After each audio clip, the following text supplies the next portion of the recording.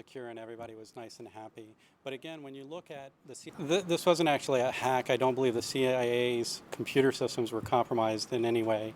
The information that was provided appears to be so vast. It was done by an individual more than likely. It's not somebody remotely hacking in through the internet to CIA systems. It was an internal problem with personnel more than likely. CIA should be able to keep their own secrets. That's really what we're doing. There's over 1,200 that I've counted thus far, and we're just getting started looking at them.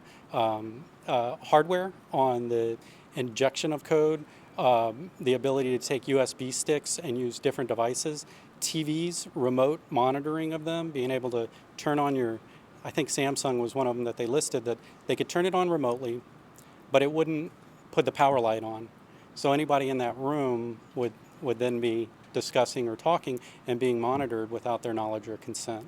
It's a great spy utility if that's what they're doing, which there's no reason why we wouldn't believe that. Discussing here, the fact that there's vulnerabilities in your iPhone, they're tapping into cars, they're tapping into home TVs, they're tapping into every device that you would carry that has a battery in it, basically. Because of that, it's so prevalent. There's just so many holes. If you're really sincere about your security and value it, you're going to have to use a third party to protect it. And those would include Solid, like MIT is working on, and Nomex, which my company is working on. The fact that there's vulnerabilities on your laptop, that's always going to occur. And as we've seen with these exploits and vulnerabilities, they're able to get in almost anything through a number of different channels. So they may not need to actually touch your phone. If they did, great, but they may not need to do that. They can remotely get in, they can remotely access, they can remotely update, they can go in through third parties that are injecting code in there. They can go to the different vendors' stores that you would use to normally download apps, and if a malicious code got in there, which has happened, then your phone has been compromised, even though you've taken all the steps necessary to protect yourself. And hopefully you as a professional would want to secure. If somebody is sincere about their security, they're going to have to take additional steps. You can't trust on these third-party providers, and especially cloud providers, to protect your data.